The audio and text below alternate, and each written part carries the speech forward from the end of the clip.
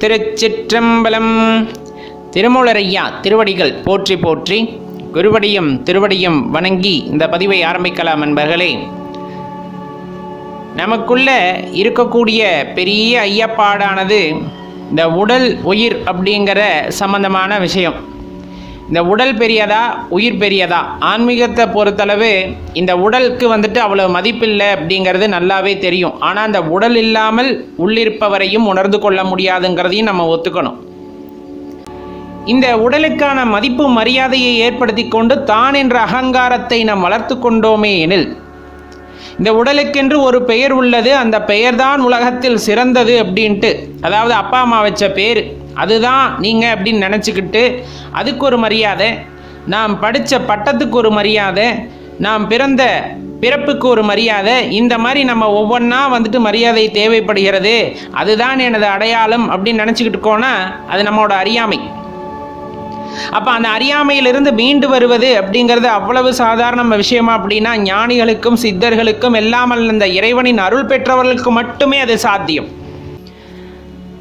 எண்ணங்களை கட்டுப்படுத்துறது அப்படின்னா அவ்வளவு சாதாரண விஷயமா அப்படின்னா கட்டாயமாக கிடையாது. இப்போ உதாரணத்துக்கு எடுத்துக்கலாம். இப்போ வெள்ளம் ஆற்றில் பெருகி வருகிறது அப்படிங்கும் போது அதை அணை கட்டி யாராலும் தடுக்க முடியாது. அது எவ்வளவு பெரிய அணையாக இருந்தாலும் இந்த காற்றாற்று வெள்ளம் போல பெருக்கெடுத்து வருகிறது என்றால் அதையெல்லாம் தகர்த்து கொண்டு செல்லும். அதே போல தான் நம்ம மனதின் எண்ணங்களும் கூட. ஆனால் அதை சீர்படுத்த முடியும், அது ஒரு ஒழுங்குபடுத்த முடியும், அதே போல் அதை மடைமாற்ற முடியும்.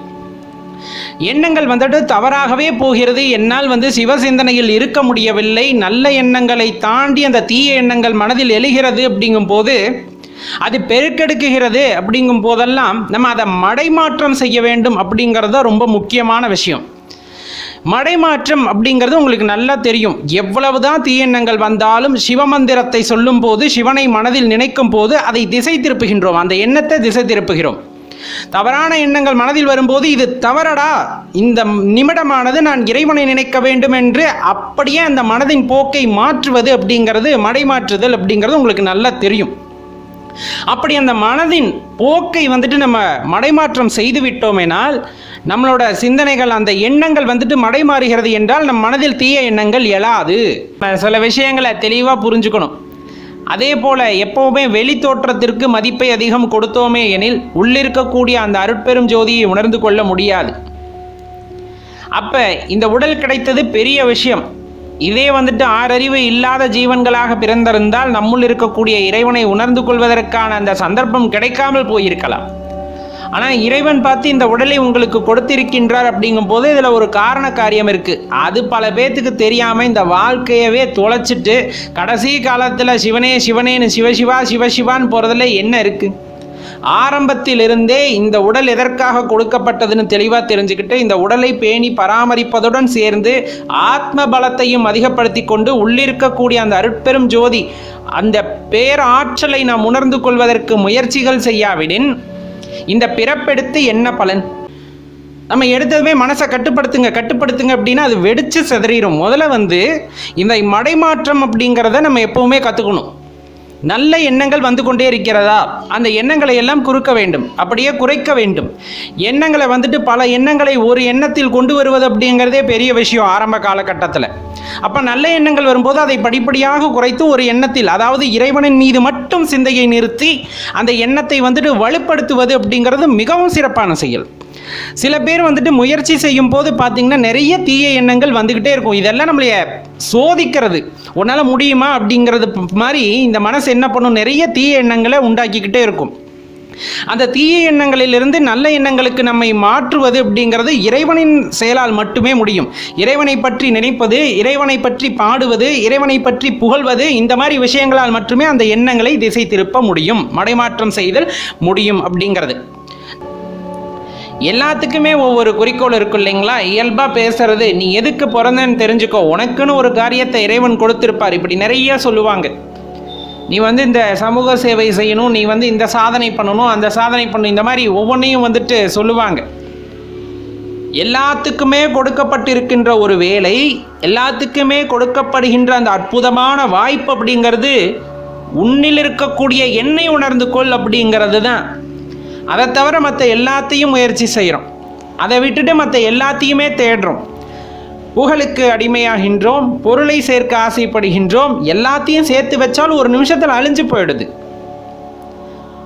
நீங்கள் கோடி கோடியாக பணத்தை சேர்த்தாலும் ஒரு வினாடி பொழுதில் அது பயனற்றதாக விடுகிறது. நீங்கள் சேர்த்த பொன்னும் பொருளும் உன் இறுதி நிலையில் நிற்பதில்லையே.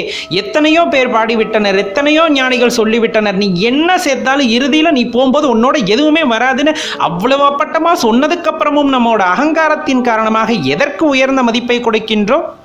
வாங்குகின்ற நிலத்திற்கு, சேர்க்கின்ற பொன்னிற்கு, வருகின்ற புகழுக்கு, இதுக்கு எல்லாம் அடிமையாகி விடுகின்றோமே தவிர உண்மையாக உன்னில் இருக்கக்கூடிய ஒரு அற்புதமான பொருளை உணர்ந்து கொள்ள வேண்டும் என்ற எண்ணமே இல்லாமல் போனது எவ்வாறு என்றுதான் தெரியவில்லை. மாயை ஒரு பொருட்டாக இருந்தாலும் அதை மீறிக்கொண்டு வருவதற்கின்ற அந்த தன்னம்பிக்கையும் அந்த வைராகியமும் ஒவ்வொரு மனிதனிடம் இருக்கின்றது. அப்படிங்கும் போது அதை ஏன் அவர்கள் பயன்படுத்துவதில்லை அப்படிங்கிற கேள்வி சாதாரணமாகவே எழுந்து விடுகிறது அல்லவா? இன்னும் இன்று இருக்கக்கூடிய எவ்வளவோ குருமார்கள் உபதேசிக்கின்றனர். வாழ்க்கை அப்படிங்கிறது இந்த முறை கிடைச்சிருச்சு, இன்னும் ஒரு முறை கிடைக்குமா அப்படின்னு கேட்டால் யாருனாலையும் உறுதியிட்டு சொல்ல முடியாது. சிற்றின்பங்களை எல்லாம் பேரின்பமாக நினைத்து கொண்டு அதில் மூழ்கி திளைத்து கொண்டு அதிலிருந்து வெளிவர முடியாமல் துடித்து கொண்டு இந்த வாழ்க்கையை வீணாக்கி விட்ட பின்னர் என்ன காரணத்திற்காக நாம் வந்தோம் என்று தெரியாமல் இந்த வாழ்க்கையை வீணடித்த பின்னர் எல்லாம் முடிந்து நகைப்பெட்டியை தூக்கி போகிற மாதிரி இந்த உடலை கொண்டு போய் சுடுகாட்டில் வீசிட்டு புனம்னு பேரை வச்சுட்டு வந்ததுக்கு அப்புறமும் அங்கே நின்று கதறதுல ஒரு பிரயோஜனமும் இருக்காது. நல்லா யோசிச்சு பாருங்க, ஒரு ஆறு அப்படியே பயங்கர வேகத்தில் பாய்ந்து கொண்டு வருகிறது. அப்படிங்கும் போது ஒரே அளவில் அது கடலுக்கு போகும்போது பயங்கர சீற்றத்தோடு போகும். அதே மாதிரி தான் நம்ம மனசு எந்தவித மடைமாற்றமும் இல்லாமல் ஒரே வேகத்தில் போகுதுன்னா தீய எண்ணங்களாகவே வருது. அப்படிங்கும் போது நம்ம மனிதனாகவே இல்லாமல் நமது எண்ணங்கள் நம்மளை மிருகத்தன்மைக்கு கொண்டு போயிடும். அதே கவனிங்க, பெரிய ஆறு தான், காவிரி ஆறு இருக்குது, இல்லை தாமிரபரணி ஆறு இருக்குது அப்படின்னா அது கிளை கிளைகளாக வாய்க்கால்களாக பிரியும் போது அது அந்த நெடுவிலும் பயணிக்கின்ற அந்த நீளம் முழுவதும் நிறைய கிளை ஆறுகளாக பிரிகிறது, வாய்க்கால்களாக பிரிகிறது. அப்படிங்கும் போது அந்த தண்ணீரின் வேகம் என்ன பண்ணும் அப்படின்னா அந்த வாய்க்கால்களின் வழியே தண்ணீர் பிரிந்து போகும்போது அந்த முக்கியமான ஆறில் அந்த நீரோட வேகமானது குறையும். இறுதி நிலைக்கு போகும்போது அந்த ஆறானது தனது முடிவு நிலையில் போய் கடலோடு கலக்கும் போது அமைதியாக சலனம் இல்லாமல் போய் கலக்கும். எப்போ கிளைகளாக பிரிந்து அதே சமயத்தில் உங்களுக்கு வாய்க்கால்களாக பிரியும் போது. இதே போல தான் மனதில் பார்த்தீங்கன்னா தீய எண்ணங்கள் பொங்கி எழுகின்றன, காற்றாற்று வெள்ளத்தை விட வேகமாக இருக்கிறது. அப்படிங்கும் போது அதை கொஞ்சம் கொஞ்சமாக மடைமாற்றி அங்கங்கே வாய்க்கால்கள் மாறி நல்ல எண்ணங்களாக அதை மாற்றி கொள்ளும் பொழுது இந்த வேகம், தவறான அந்த எண்ணங்களின் வேகமானது குறையும். ஒரு காலகட்டத்தில் ரொம்ப நிதானமாக யோசிக்கக்கூடிய மனதானது நமக்கு ஏற்படும். உள்ளிருக்கக்கூடிய அந்த ஜோதி, அந்த அருட்பெரும் கருணை, அதெல்லாம் பார்த்தீங்க அப்படின்னா அதை உணர்ந்து கொண்டோம் அப்படின்னா அதை உணரக்கூடிய வாய்ப்பு ஒருவருக்கு கிடைக்கிறது அப்படின்னா அவர்கள் எல்லாம் இறைவனால் உண்மையாக ஆசீர்வதிக்கப்பட்டவர்கள். ஆனால் பெருமுயற்சி இல்லாமல் அது நடப்பதில்லை. அது நானாகட்டும் நீங்களாகட்டும் பெருமுயற்சியும் விடா நம்பிக்கை, அது விடா பிடிவாதமாக நான் என்னுள் இருப்பவரை உணர்ந்து கொள்ள வேண்டும் என்று அன்புமயமாக மாறி அவரை தேடாத வரையில் எதுவுமே நமக்கு கிடைக்காது. அதற்கான சந்தர்ப்பங்கள் எதுவும் வாய்க்கப்பெறாது. அப்போ முயற்சி என்பதை நாம் செய்ய வேண்டும். உட்கார்ந்த நேரத்தில் 1 மணி நேரத்தில் எனக்கு எல்லாம் கிடைக்கணும்னு நினைக்கும் போதே அந்த இடத்துல நம்ம தோற்று போயிடுறோம்.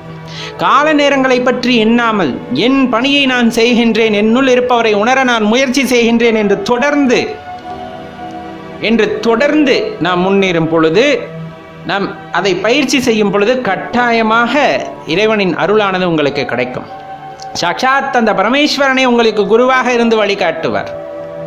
திக்கற்றவர்களுக்கெல்லாம் என் தெய்வம் தான் ஐயா தெய்வம். திக்கு தெரியாமல் நின்று கொண்டிருப்பவர்களுக்கெல்லாம் வாழ்க்கையில் ஒரு ஒளியை காட்டுவதே மேஸ்வரன். அப்படிப்பட்ட கடவுள் நீங்கள் உங்களை உணர்ந்து கொள்ள முற்படும் போது அதற்கான வழியையும் காட்டுவார். அவர் கண்ணிமைக்கும் நொடியில் இந்த உலகம் பரபரத்து போகின்றது, பல காலங்கள் ஓடி போகின்றது. அதில் ஒரு சின்ன பகுதி நாம் ரொம்ப அதை அளவிட இப்போ அணுவின் அளவை அளக்க முடியாதுன்ற அளவுக்கு இந்த பிரபஞ்சத்தில் நீங்கள் ஒரு சொல்லக்கூடிய அளவிலான பொருளே அல்ல.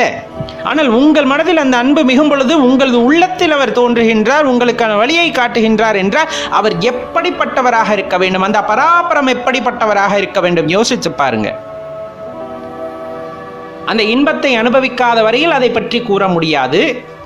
ஞானிகள் பல பேர் சொல்லிட்டு போயிருக்காங்க, யோகிகள், ஞானிகள், சித்தர்கள் எல்லாமே நிறைய சூட்சமமாக சொல்லி போயிருக்கிறார்கள். பரிபாஷையின் மூலமாக நிறைய சொல்லிவிட்டு சென்றிருக்கிறார்கள். ஆனால் அதில் ஒரு விஷயத்தை கூட நம்ம உணர முற்படுவதில்லை. அப்படிங்கிறது தான் ஏனோ தெரியல இந்த மனித குலத்திற்கு உண்டான சாபமாக இருக்கிறது. எது எல்லாம் முக்கியம் இல்லையோ அதுக்கெல்லாம் முக்கியத்துவம், எது எல்லாம் முக்கியமோ அதற்கெல்லாம் முக்கியத்துவமே இல்லாமல் போய்விட்டது இந்த காலத்தில். உணர்ந்து கொண்டால் ஒழிய இதிலிருந்து நாம் தப்பிப்பதற்கு வழி இல்லை. உணர்ந்து கொண்டால் எல்லாம் சிவமயம், உணர்ந்து கொண்ட பின் எல்லாம் சிவமாக மாறுகிறது. எல்லாம் சிவமாக மாறும் பொழுது நீயும் சிவமாக மாறுகின்றாய். நீ சிவமாக ஆன பின்பு வேறென்ன வேண்டும்? சற்றே சிந்தித்து பார்க்க வேண்டும் அல்லவா? ஓம் நம சிவாய.